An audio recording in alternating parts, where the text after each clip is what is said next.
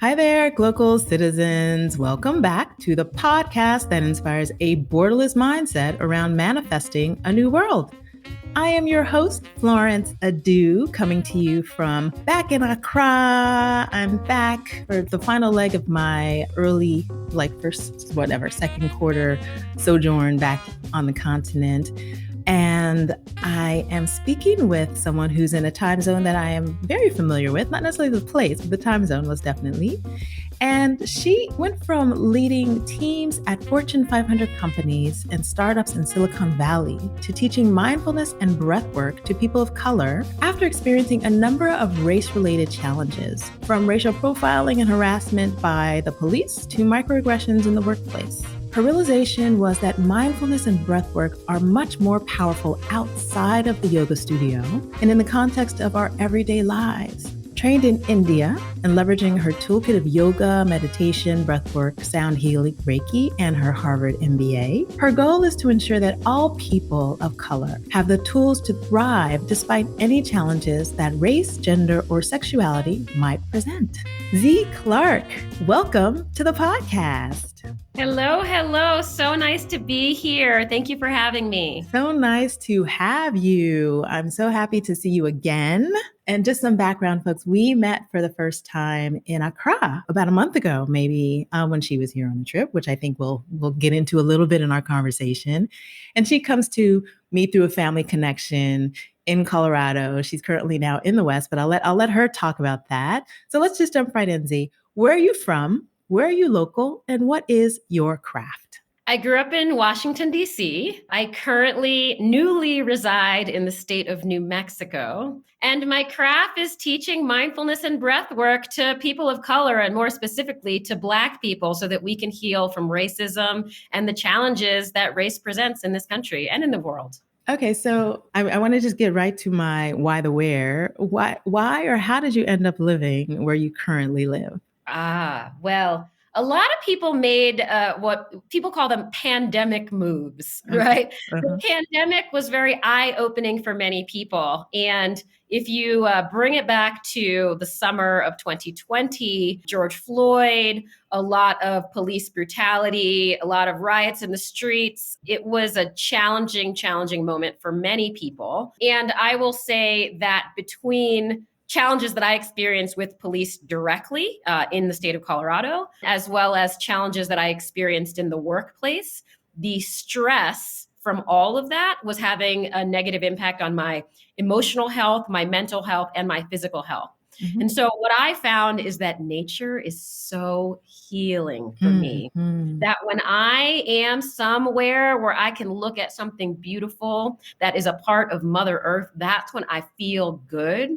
So during that time when people were able to work more remotely, I started experimenting with different locations to be like, what do I feel like in this place? And so I got to New Mexico. I was on a road trip and just visiting a friend. And I had a moment where I felt this like rush of energy in my entire body. And I felt connected to this land here. And I knew that this is where I was going to find some healing. And so working remotely is very much commonplace these days. So I could do it. And I'm so happy looking at mountains every day and just looking at the moon and the stars. It's what's good for me so that I can be whole as I bring my best self to help other people feel whole. Nice. So what city are you in there?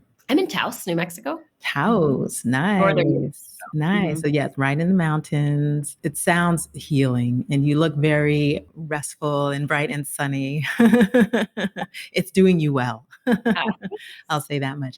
So Zee, tell us a little bit more about, you grew up in DC. What was your family life? What was your background? How did you go from being a young girl in DC to being a Harvard MBA? Wow. I was going to start by saying a lot of pain and struggle. Okay, yeah, I grew up in DC. Didn't grow up in the best neighborhood. It wasn't the worst, but it wasn't the best neighborhood. Mhm. And what I mean by that is violence in the streets. At that time, DC was the murder capital of America. Mm. I remember my first drive-by shooting when I was 7 years old, Mm. and I remember my last drive-by shooting when I was 17 years old, the year Mm. that I left. So I bring this up to say that my neighborhood was a significant contrast to the daytime life that I experienced at school. So when I was Mm. 8 years old, I was able to get a scholarship at an all girls private school in the suburbs of DC in Maryland. And so a lot of extremely affluent families attended this school. I remember the first time that I drove up to the school, I was like, this isn't a school, this is a castle. And I get there, and all these people have these fancy cars or drivers in uniforms. I was like, what is happening right here? And I remember being the only. I remember being the only Black person. I felt like I was the only poor person. And that was, looking back, that was the first time I ever experienced imposter syndrome, which is a Mm. theme throughout my entire life. And now it's one of the workshops that I teach to Black employees of companies today. And so yeah, so I went to private school and experienced just always having to work harder than everybody else, prove myself, prove that I belonged to be there. So yeah, just studied a lot. You know, I said pain and struggle. That's because I remember that first year at that school, nobody spoke to me. None of my classmates spoke to me for an entire year, and I was the girl in a playground, you know, at recess time, sitting by myself with a journal, just like writing sad poetry. It's like kind of Mm. just like sad poetry about being lonely and feeling like I didn't have any friends. And but then you learn to just take care of yourself. You learn to accept that this is the situation, and you just keep it moving. I knew my parents told me I was lucky to have this opportunity, and Mhm. so just keeping my head down, like focusing on those books, that's what ended up helping me to be qualified enough to get into Harvard for undergrad. I studied economics there. I also experienced imposter syndrome there. I was like, do I belong here? Like, so, you know, you thought you were smart in high school, show up at this place with all these Harvard people, and it was like, oh, you were working at NASA since you were 14. Okay, maybe I shouldn't major in math like I had planned because you know way more than me. Mm. I got over it. It was good. I majored in economics, studied Mhm. abroad in Spain, started my career in financial services in New York, worked at Citigroup, worked at Amex, went back to Harvard for business school. And that's after that, I moved to San Francisco, did management consulting at Bain. And then I worked at, you know, big tech companies and smaller tech companies. And during that time, I was often the only woman in the room, the only woman at the table on a call, the only Black person. At one point, I was the only Black woman at an entire global company. And I Wow. mean, it was 500 employees, but still. So that came with its challenges. That kind of led me to where I am today after all of those challenges in the workplace. Right, I can imagine. So, in some regards, that isolation obviously made you stronger because that's always what happens, right? You have to, like you said, take care of yourself. I want to get a little bit more into your family's background, right? Because Mm. your family is not American entirely, right? You have some roots that are outside of the US. And so how or if first where from and how did that also potentially impact how you were socialized?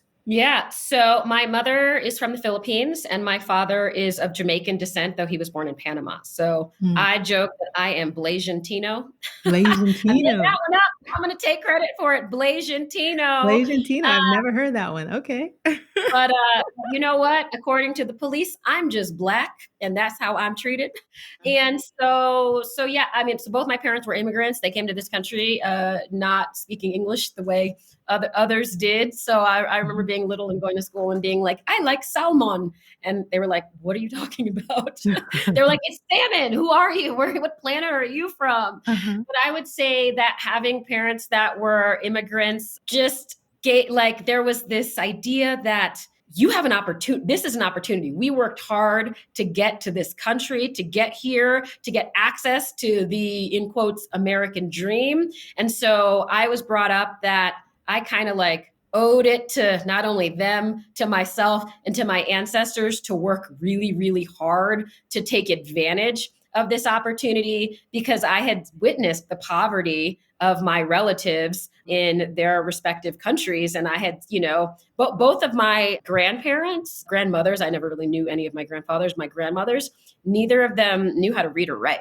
Right. So to go from that level of education to, okay, 2 generations later, I went to Harvard. That's like huge. And I'd say it's the work ethic that I not only witnessed, but also was ingrained in me to make sure that I did not waste this opportunity because I could be like other people in my family that just didn't have that, right? Like where things like food and shelter are not necessarily a given. And when you witness that, especially at a young age, you're going to appreciate and you're going to keep your head down. And you know that you are different than other people, whether it was in my neighborhood or at the fancy private schools, like the baseline of the Maslow's hierarchy of needs, like that is not a given, especially the bottom of that pyramid. And so I think that strongly influenced my motivation. And so moving from motivation to inspiration, you were driven obviously by, it's very immigrant mentality, right? Like work hard,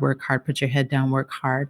At one point, did you decide that inspiration needed to be part of your ethic, right? Like, so I think you kind of mentioned you were motivated by doing this because of that background and your life experiences. So at what point did it become about inspiration, wanting to do something that meant more to you than just doing? I felt for the majority of my career that I was sprinting on a treadmill and not going anywhere. So I was working hard, putting in all those hours on the weekends. That was not inspiration. Even my desire to rise up in the ranks of corporate America was not inspiration. It always scarcity, even in times when I don't, that I'm not homeless, right? But like scarcity and experiences of scarcity as a child led me to just always have this scarcity mentality. And that's why I was sprinting as fast as possible, even when sometimes I didn't need to. So when did it become inspiration? I would say that I sprinted so fast and worked so hard that I broke myself. I was broken. Burnout is real. I wrote an article on how to avoid BIPOC burnout, because when, we all know if you're Black in the workplace, you got to work twice as hard as anybody else just to be treated the same way. And so and it also kind of tied to my self-worth. I was tying how I was treated, what my title was at work, what my compensation was, with my self-worth. And that was not helpful. That just added more stress. So burnout happened and I needed to take a pause in my career. And that's when I went to India. So I had already been doing yoga. I'd already been meditating a little bit, but I needed to dig deeper into these practices to make myself feel better. So what happened is I took a couple of years off. I went to India. I did my yoga teacher training. I became a sound healer with Tibetan singing bowls. I was in Peru with the shaman. I was traveling around the Southwest, getting exposure to indigenous practices. And I will say that in the process of healing myself, when I was starting to feel better, I was like, I didn't even know that life could feel this good, because my baseline was always struggle from when I was a kid. And then I was like, wait, if I can feel this good after feeling so bad, that's when the inspiration came. Then I was like, other people need to feel this good. Like if I can help other people feel this way in a world that is tough, let's just be honest, that's the inspiration. And that's when I realized that this is why I'm here. This is why I'm on this planet, and particularly to help Black people, because the struggle not only is real, but has been real for generations. So I'll say it all started with me trying to help myself because I was not okay. When I learned tools that helped me and I was like, not only am I okay, I'm great. That's when I was like, oh, what am I doing? Spending my hours and weekends and evenings working for, in quotes, the man, right? Trying to get some title that culture, American society says is success. And I'm like, no, success for me means that people feel better. Amen to that. I heard that. So tell us more about India. Where did you go? I've been, and I went to Goa. Similarly, just for healing, and the yoga lifestyle is something that I embrace. And so tell us about your India. Tell us how you designed that journey and how that catalyzed you into the sound and yoga healing. Yeah, I mean, I'll start with why I went to India. Mhm. I had been practicing yoga. It sounds like you also practice yoga for a long time. Almost all of my yoga teachers were white women. I was living in San Francisco, so perhaps that was representative of the population. I mean, in Oakland, obviously there are Black teachers, but I was living in the city of San Francisco, so it just was a little bit more of a commute. And I was tired of hearing white women Mm. chant in Sanskrit. There was something, there was a gap there. I could not receive whatever it was they were giving because there was a lack of authenticity and like trueness in the teachings. Even though I believe that you can learn from everybody, including the white women yoga teachers. And there's one in particular that I love to this day, and I still go to her classes online because she's amazing. Mhm. That said, I wanted to learn from the source. I felt, that game of telephone that you play when you're little? It's Mhm. like somebody, and by the time you get there, it's different. Right. That's what I felt like with yoga. And I was like, you know what? Let me just squash all this noise. I want to learn from the source. And that's why I went to India. So I did a yoga teacher training in an area called Kerala. It Mhm. is in the south of India. I know you were in Goa. I've also been to Goa. Very fun place. Although I'm trying to imagine yoga and Goa because it felt very party. Goa felt Well, very, it I was guess if on it a was a, whole, we were on the whole other side. So okay, like we had to okay. commute to the party side. Yes. And the program that I did was all the basic things that you would do in a yoga teacher training. But in addition to that, added to that was Ayurveda.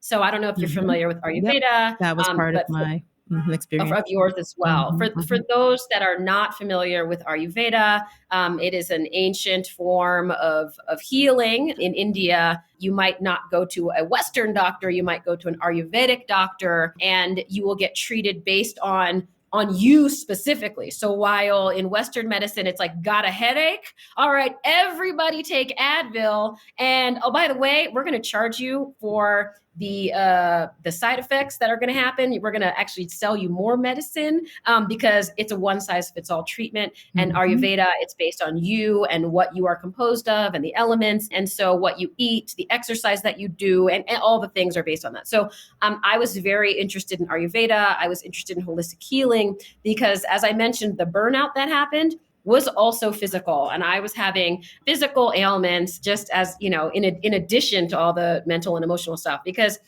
chronic stress actually causes all sorts of things that you wouldn't think about: heart disease, cancer, Yes, diabetes. And everything. I was not okay. So Mhm. I was like, okay, what should I be eating? Again, this was all to like heal myself. But what was crazy about India, and I had been before, I had been during business school. I went on they call them like treks, and the business school students all go and meet up with business leaders and sometimes political leaders. And it's like a very structured tour, very different than what I did on this trip. But I will say that when you land in a place like Delhi, right, or Mumbai, it's stressful. Like, if you're just not used to places that have as large of a population and to be so densely populated. So just the amount of people in one place, along with the poverty that you just can't help but seeing if you go anywhere, even if you're in a car with a driver, like you look Mhm. outside the window and you see extreme poverty. At first, I was like, how is this the place that yoga was, and meditation and all these things? I was like, and then I realized, I was like, oh, if life is this crazy, you need something to maintain your sense of calm, right? And I was like, oh, okay, I get it, I get it. Like, I gotta know the secrets. So that was my India experience. I was in a structured program. I also wandered around a little bit by myself, and then the sound healing. I got into sound healing because I got a treatment. They put the Tibetan singing bowls on your body, Mhm. and you feel the vibrations. And I went somewhere. I was like, I experienced such a profound level of peace. Like, this feeling, like, if I thought that like life was just struggle, like baseline, my shoulders, they naturally come up to my ears. Like, ever since I was little, like that's just where I hold stress, like just always. And so that's my bass. That's just like regular. So to go to this thing and have these vibrations, not only did my shoulders come down, but my entire body, it felt like I was floating, but then like mentally, emotionally, I was in some dream place of complete comfort, love, coexistence, oneness. It was so magical. And I was like, well, I got to learn more about this. Also, I play violin. I'm a musician. So the fact that, and I've been learning all these different healing tools, Reiki and all sorts of things, but the sound, that the fact that you could heal, for me, music has been about expressing emotions and communication. Like to me, the violin is my voice. So to be able to heal with sound was like, oh, okay. And then to be able to get to that place that I experienced, I was like, oh, I need to be able to offer this to others. So that's interesting. So you played violin probably for several years through your life and still. And so I'm curious about what your experiences had been with that instrument before your healing and after. Was it more of a performative tool? Because, sound is always healing. And so I know in my experience being, I played the trumpet growing up and just a little bit of piano. And I can't say that I ever immersed myself in the music as a musician then, right? But obviously I was still reading music. I wasn't creating music on that level as much as I do more so now in terms of how I hear music and how I experience sound. Similarly, the bowls, I have them, I play them, I put them on. So can you share a little bit more about that, the difference, or is there a difference between the before you and the after you with your instrument? I will say me and the violin have had phases. I didn't choose to play the violin. I started when I was 5. Okay. That was not my decision. I actually wanted to play the flute, but at the DC Youth Orchestra, shout out to the DC Youth Orchestra because I am so appreciative. But at the DC Youth Orchestra, my hands and my arms are too short. They told me my arms are too short, and if I wanted to play any like for the flute. So, but there was a spot in the violin class. So my mom was like, okay, she's going to do violin. And that's how it happened. Oh, And wow. then I just, my parents were like, you're going to practice. They were like, I grew up in a very strict household. So the violin didn't really feel like a choice. Yeah, especially in the early years. But as I played more, it became kind of like an identity. It was like an extension of my arms. Like that is what I did. Like, I play violin. That's what I do. And then back to achievement and self-worth. Then it became a source of a lot of stress because of competitions, and performances. And, I got into Juilliard. That was like a long time ago, but I was stressed out. If I had the breathing techniques that I teach now, then I probably would have been a professional violinist. But instead, I would get up in front of everybody, and 50% of the time, I would do amazing. I would just crush it. It'd be the most beautiful thing ever. Technically, perfect. And 50% of the time, I just would not even remember what would come next. I would freeze and then just have to like give up and walk off stage. It was like embarrassing. And so I share this to say that breathing techniques are very helpful, but it was stress, it was achievement. Must do on the classical music world is like pretty cutthroat, especially the violinist. There are people in an orchestra. You said you played trumpet. The brass people, super chill. The percussionists, I love them. Upright string bassists, amazing. Violinists have sticks up there. I'm not going to say it, right? And so the violin was like very stressful to me, but I did start to love it because, as I mentioned, it became just part of my identity. Sure. And classical music, there's a right way to do it, right? Like this was written, and there's some leeway in terms of what the term is musicality and interpretation. But at the end of the day, like there are notes on a page with a rhythm, and there's a right way and there's a wrong way. So anyway, and I'll say that my evolution in violin became when I started improvising. So when I started playing with bands, when I started expanding outside of the classical realm, and then I would just play whatever I felt like playing, whatever sounded good to me, whatever came from my heart and my spirit. Yeah. And so playing with a band or a singer-songwriter or whoever, where there is no plan. I don't know what I'm going to play. They don't know what I'm going to play. I am receiving what should be played from, I'm not going to say it because everyone has different beliefs, right? But I'll just say a higher source, a source outside of me, spirit, source energy, God, like various words. But so for me, my evolution with violin was not about the sound healing. That evolution happened even before I even got into sound healing. And I will say that then eventually I just started playing violin to speak, right? Like, you know how some people might journal. I'm really sad. I'm really happy today. And you write all that down. I will pick up my violin and express however I am feeling. And so to this day, I don't use the violin for healing. I use the violin for expression. I think the violin could be used for healing. I actually once tried to do a combo of sound healing and violin, and I got mixed feedback. Some people like loved it, and other people were like, the violin is triggering. It brings back memories of this, that, right, you know. right. Okay, well, I don't want to bring that in, so I never did it again. Yeah, it is a different vibration. And yeah, in terms of how you would hear it. Oh, but that's interesting. I love that creativity. So let me ask you this. You travel quite a bit and you're in different crafts. So I want to ask you to share something called global speak. So we want to hear what you hear.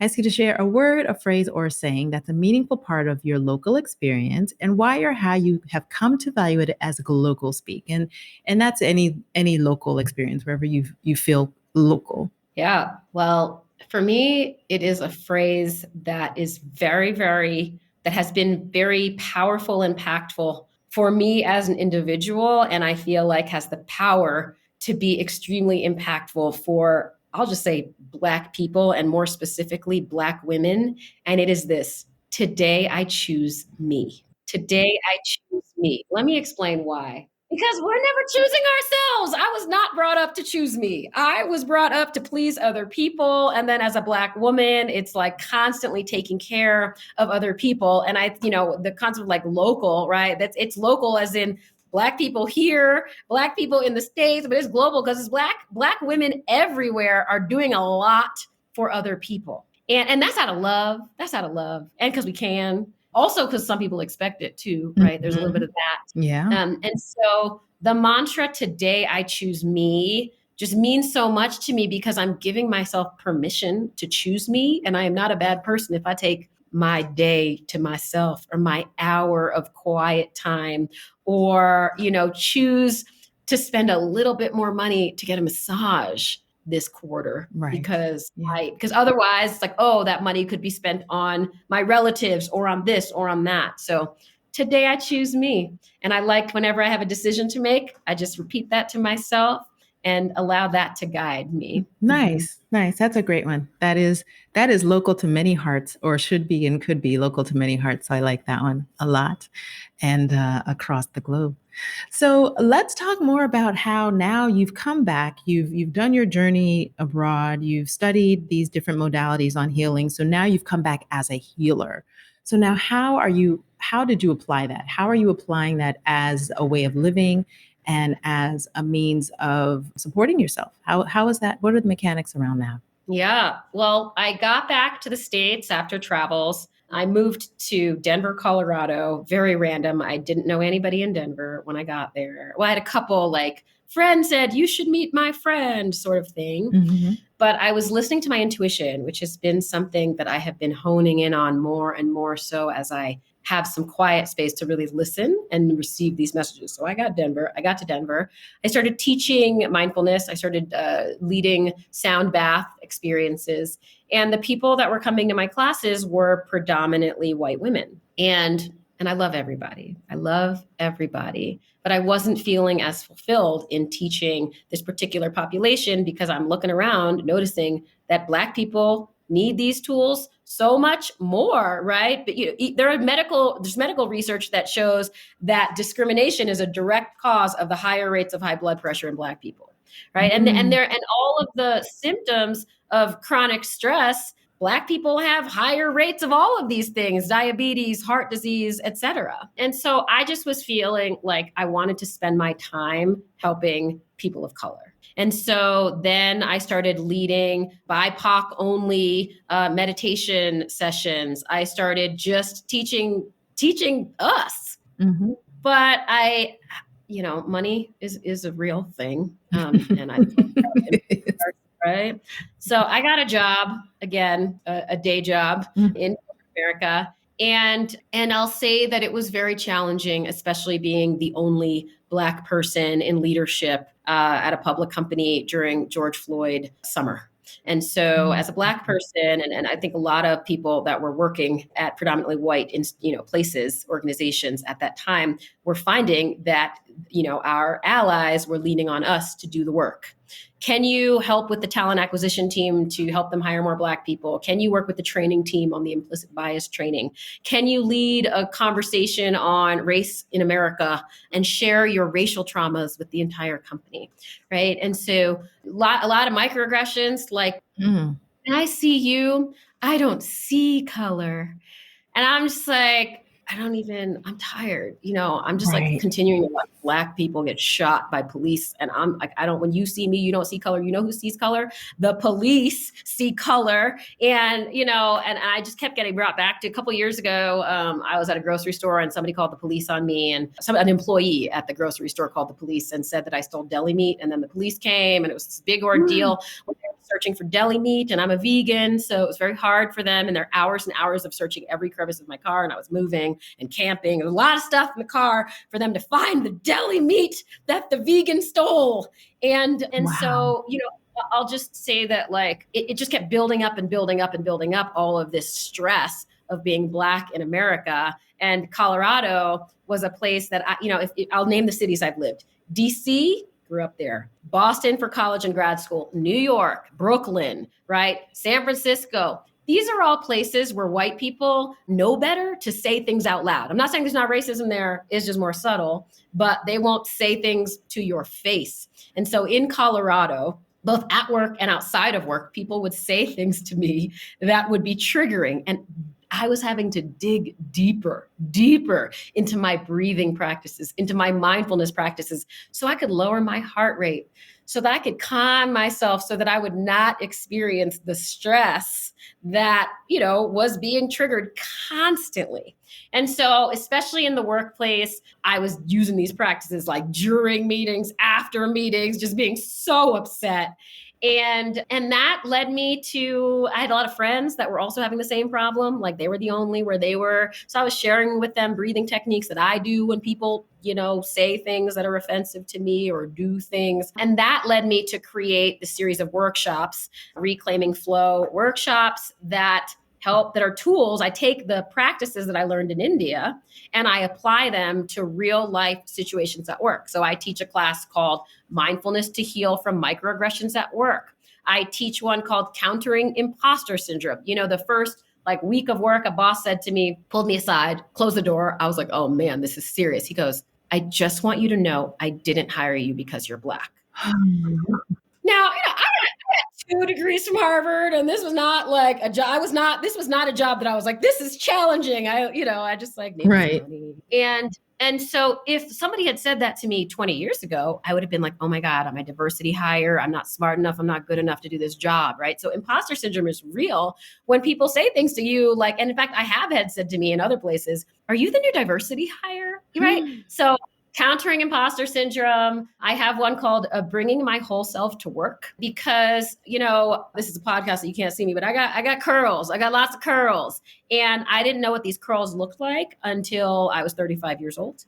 And why? Because I was taught from, early in my career that it was unacceptable to have natural hair. I started my career in financial services in New York City. Okay. Ask anybody when did I graduate? I don't know, early 2000s. Nobody had natural hair in New York City in financial services. 0 people. You would not get hired. You would not get promoted. And obviously now there are laws around this, but bringing my whole self to work is not just about your hair. It's about, what did you do this past weekend? It's about, what do you believe? I had a client and I was talking about bringing my whole self to work. And she's like, oh, when somebody asked me what I did last weekend, I just go, nothing, even though I went to trap yoga, but I didn't want to have to explain what trap music was. And I just didn't want to get into it. So I just said nothing, right? So how can we be mindful of bringing our whole selves to work? And also code switching. Code switching became like breathing to me, in terms of just something that you do without thinking about it. Mm-hmm. And so how can we be more intentional about when we code switch and when we don't code switch? Mm-hmm. I teach a class on rejuvenation from Black fatigue, because tired. And when you are tired, you can't think straight, you get irritable. And so many things cause us to be tired. You're not going to perform at your best at work or in life, right? Right. And so I teach tools on how to rejuvenate when you are exhausted. And then lastly, mindfulness and self-care. Just like how can we be intentional about things like morning and evening routines and setting a foundation so that you are solid when these challenging things happen. So I teach these workshops to usually like Black or Latinx or BIPOC employee resource groups at leading companies around the world to help their communities heal, because it's a long journey. And while we have implicit bias classes now that are required, and since, the summer of George Floyd in 2020, a lot of companies are making public statements about what they're going to do. And many of them have action items, and some of them have done them, some of them haven't. But it's just going to be a long journey. So while we wait for everybody to be less racist, we need to take care of ourselves. Today, I choose me. And right. And so that's what I do today. I feel really grateful for the pain that led me here, because these tools are amazing. And it really, I feel so great when someone writes me an email and says, girl, I did that breathing technique when somebody did this to me, called me the wrong name, called me the name of the other Black girl in the office. And I felt better. And then I was able to address them in a manner that was effective in communicating the problem without them feeling like I was an angry Black woman. That's success for now. Mm-hmm, for now. Mm-hmm, mm-hmm, mm-hmm. I like that. So how do you get the word out? So you went from, you got a job and then you decided enough of that. I'm doing this as my way of life. So how, is this where the Harvard MBA came into play in terms of the marketing, the networking? How have you built the business around your work? The sad thing about my business is that my business is needed because people are getting treated terribly. So convincing somebody that they need this is not that hard, because they could tell you immediately all the terrible things that happened to them at work this week. Mm-hmm. Yeah, Harvard MBA, business experiences. Sure. I learned business strategy in business school.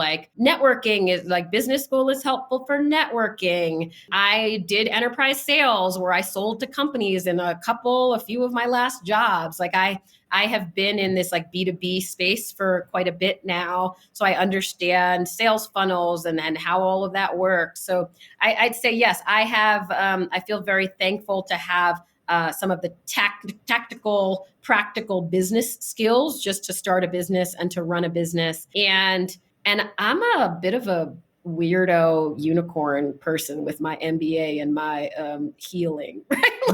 You're like, you did what? Who? Right? You can meet yoga teachers and meditation teachers, and you can meet Harvard MBAs, but I don't think you ever meet somebody that is both. And I think that actually just helps me to be better at what I do, but also helps me to bridge that gap where I show up and I teach these workshops and I'm like, I've been in your shoes. Mm-hmm. I was there. I was sprinting on that treadmill not that long ago. And so I get it. And I was in India, and these practices have been used for thousands of years, and they can help you. So that's I'd say I'm bringing, and even using my breathing practices in managing stressful situations, right?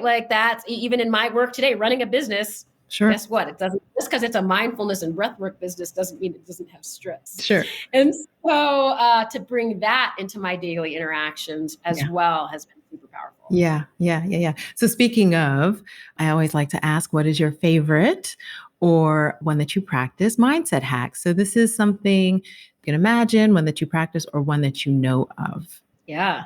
I'm really big on reframing things because sometimes life seems really hard. And so if you can reframe it, it's just different. You show up differently. So here is the reframing. Have you ever been like, I have to do this, I have to do that, I have this long list of things that I have to do? Well, the reframing is I get to. If you write down all the things you have to do and then you write, I get to do X, I'll give you an example. A friend of mine having to go pick up her kids, right? I have to go pick up my kids. Well, she gets to go pick up her kids, Mm-hmm. right? She has kids. A lot of people don't, they wanted kids and couldn't have them. She Yeah. has a car. She can Yeah. go. Yeah. If their kids are at school, they can go to school. And then she gets to have quality time in the car with her children, Yes. right? So the I get to just reframes everything and can make a challenging situation one filled with gratitude. Yeah, I love that. Lists are good and then lists are not so good. But if you write the list in a certain way, then it's just like you said, it's a fun adventure. So I like that.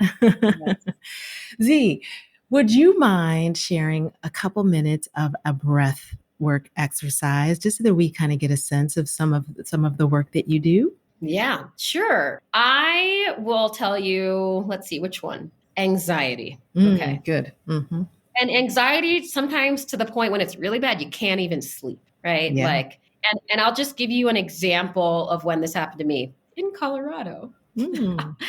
Oh gosh, life. Somebody wrote fuck you on my car. Oh, wow. I rented an Airbnb mountain cabin in Colorado. I was with a Black woman, a friend of mine, and it was Christmas Day. And I woke up in the morning. We woke up and, we had a lovely breakfast and then we're going to go for a hike. And I go out into the private driveway and I saw that somebody had written fuck you in large letters on my rear window. And so yeah, I called the Airbnb host. I was like, are hate crimes a thing here in this area? And he was like, no, I'm shocked. I'm going to call the police. And I'm like, don't call the police. The police are so scary. But they Yeah, did. right.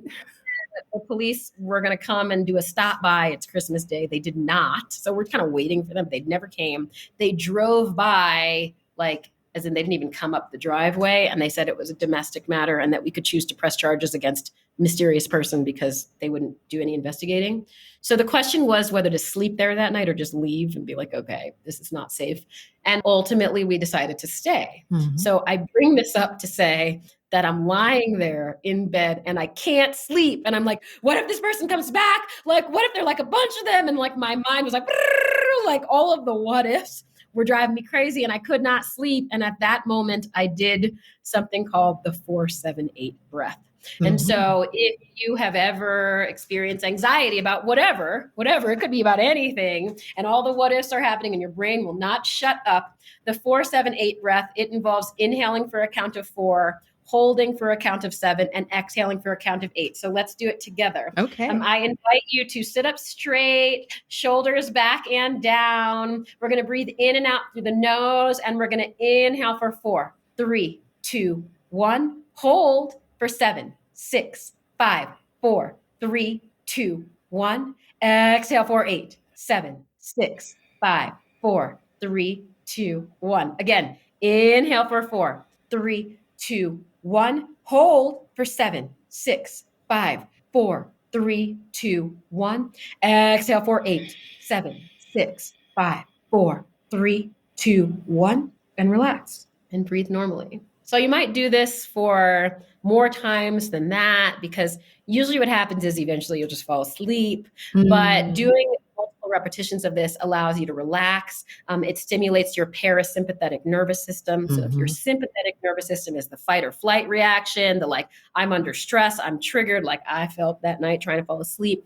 The parasympathetic nervous system is our rest and digest nervous system, our ability to find calm. And so that's a favorite of mine. Nice. That's a very easy one, folks. So you've got a teaser of some of Zee's coursework. You obviously can find her on her website, which will be in the show notes, and a lot of other juicy tidbits from our conversation.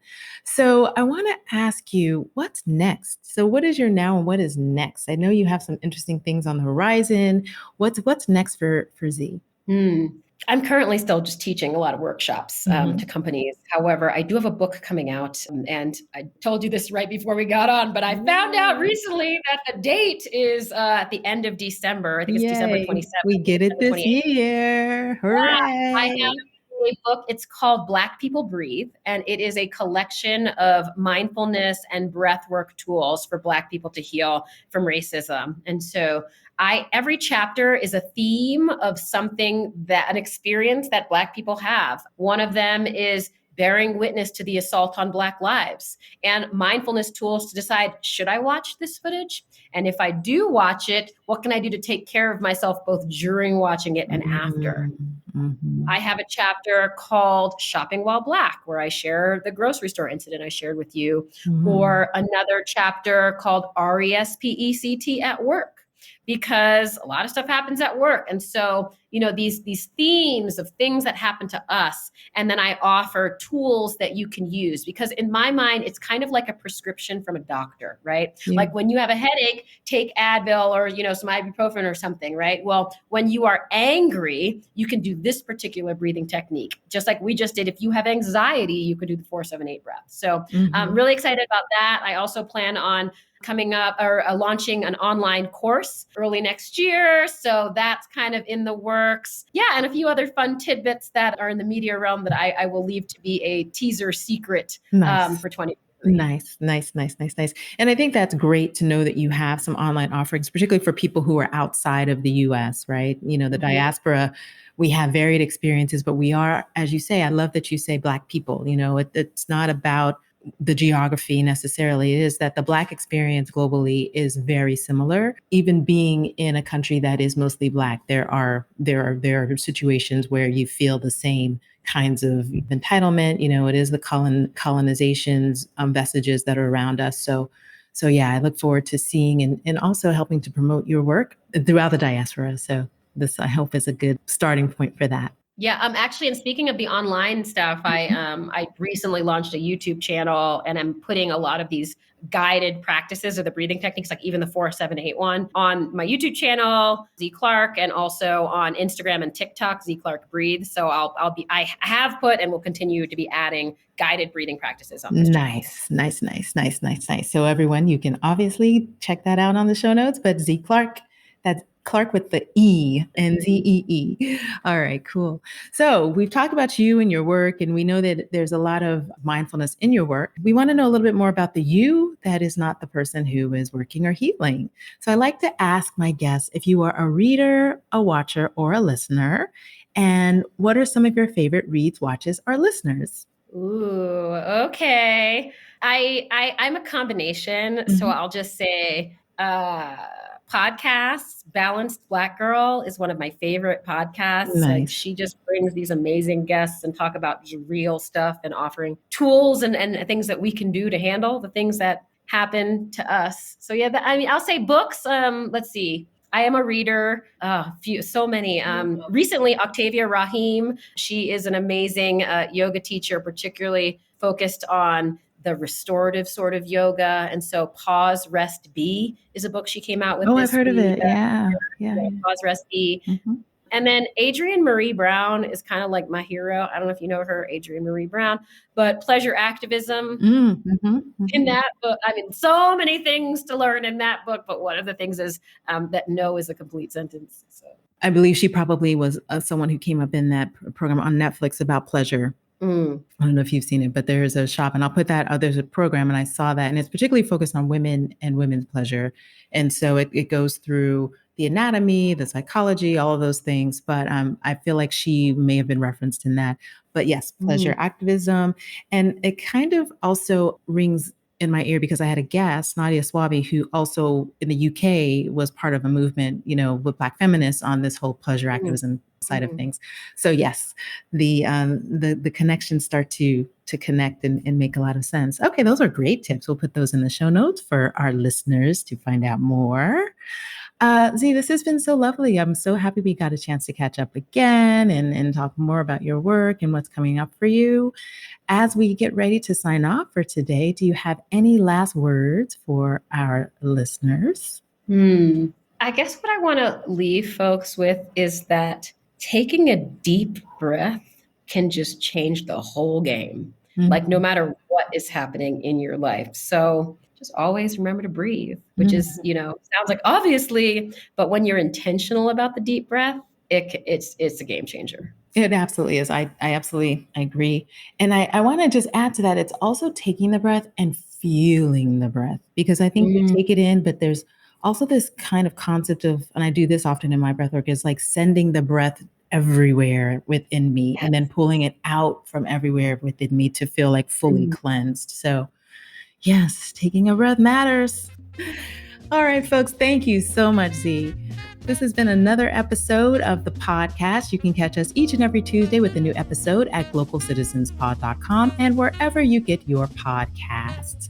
And please send us a note, recommend a guest, leave a review. It helps other people find the podcast. And until next time, bye for now.